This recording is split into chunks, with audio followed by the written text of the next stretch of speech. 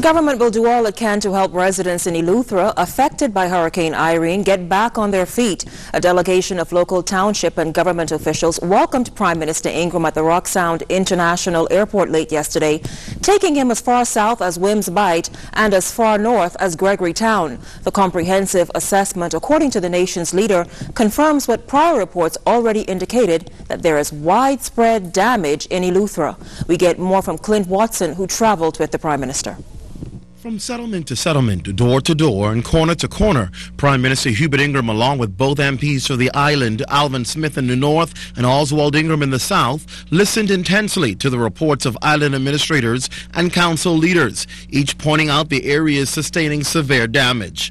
There's widespread residential roof damage. The evidence, tarp placed as a temporary covering as they await supplies for repairs. Others have already begun reconstruction.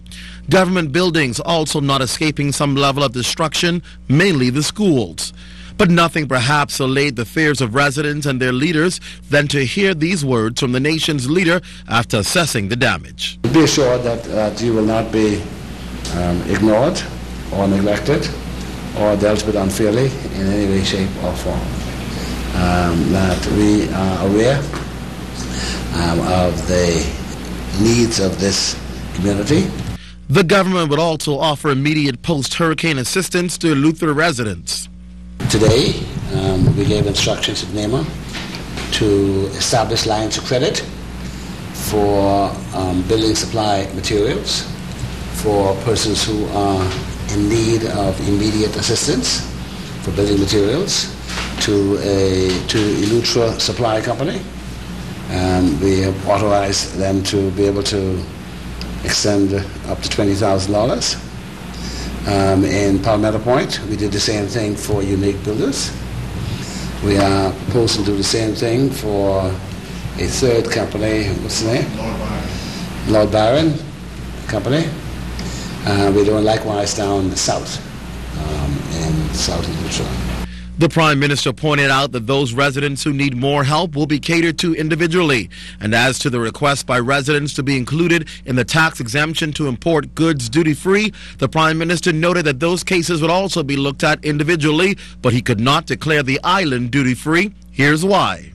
You are a revenue-generating island, and the government gets its revenue from customs duty. Individual cases can come forward. Application forms are at the administrator's office.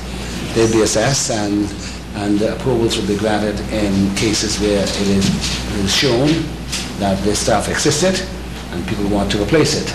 We are also putting in a means by which, if you can buy the stuff locally, that we can then tell the merchant who is selling you that we will pay him back the duty so that he can sell you without you having to go to the States to get it. But we are seeking as much as we can to have as much of the monies that we have to expended locally in our community. Also of note is the amount of work that the Bahamas Electricity Corporation has to perform on the island, perhaps the greatest out of all islands, including the hardest hit Cat Island. Your damage is probably as great as the entire damage done to their supply in all the other islands of the Bahamas. So yours is very substantial.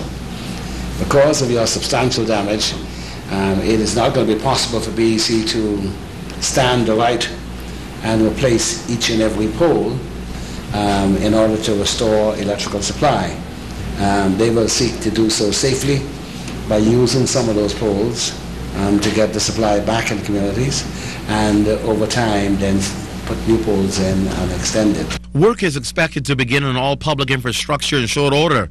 The Prime Minister reminded Eleutherans about the devastation incurred from Hurricane Andrew in 1992, days after he became Prime Minister. He continued that since then, the island has repeatedly suffered from subsequent hurricanes and perhaps has been the most expensive island for the government to fix. However, Mr. Ingram reassured them that just how he's looked after them in the past, he no doubt will do it again. Clint Watson, ZNS News.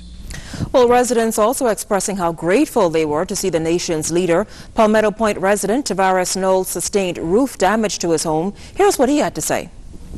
It's finally good to see that someone is coming around to assess the damages, because after the hurricane, you know, everyone was saying that Eleuthera was okay, but they didn't know that we was out of power for at least almost a week after the hurricane, and a lot of people in the settlement and all around had roof damage. If you ride around, you can see a lot of people with tarps on their roofs, which you can see all the damages and stuff. So it's nice to see they finally come to see that Eleuthera had more problems and damages than everyone expected. After helping restore power to Cat Island, a 6-member Jamaican team from Carolec returned home today. BEC's Assistant General Manager for Family Islands, Mark Hudson, talks about restoration efforts in Cat Island.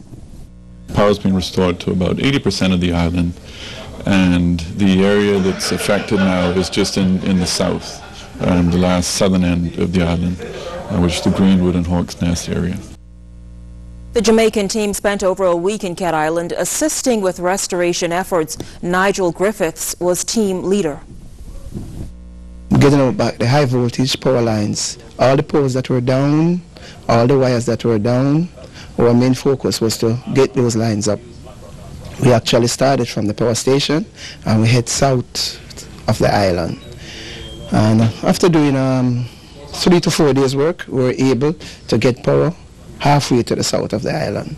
And by Monday, Tuesday, we were able to move another, say probably another 10 miles up. We were able to give back power to 70% of that circuit.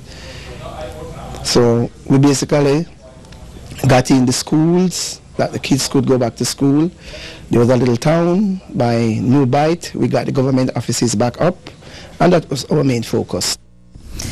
Meantime, another Carolec team from Jamaica will be in the country this Sunday to help with additional restoration efforts in Cat Island and Eleuthera. Carolec Caribbean Utilities Electric Utility Services, the Jamaican team, which augments efforts of Barbados. Nigel Griffiths was the team leader.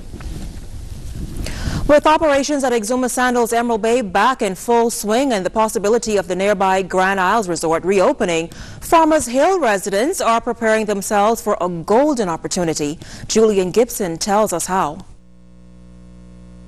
Residents of Farmers Hill Exuma are not just sitting down and waiting for something to drop out of the sky. They have created what they hope will be their own authentically Bahamian mini straw market. The plan is to make a straw and craft center for the artisan of the island to come and display their wares. As you can see, Sandals, which is 260 rooms thereabout, and Grand Isles, which is another 100 room, is just at the end of this 1 mile beach.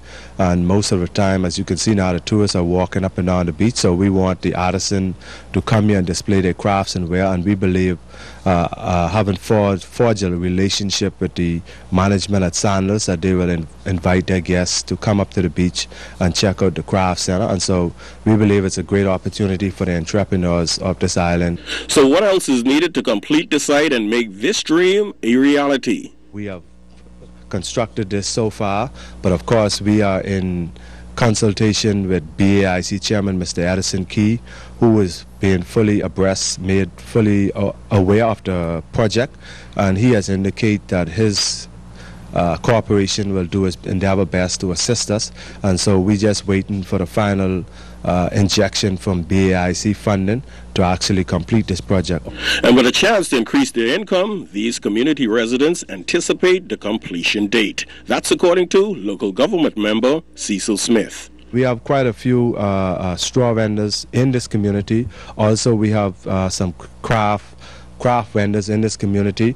But by and large, it will be people from all over the island who wish to come, will come and display their wares here on a rotation basis to allow everybody to earn a good living from this project. And we see this growing into actually a cultural center, maybe on a Friday evening or a Saturday evening, where we can do different cultural shows with Jankanu, fire dances, and different shows and maybe storytelling and the like. So, but that is something that we're going to take step by step. The first thing is to get it completed, and then the next thing is to grow into the shows and the cultural other type of shows and stuff. Reporting for ZNS News, I am Julian Gibson. Remember to keep those Family Island stories coming. Email us at finews@znsbahamas.com.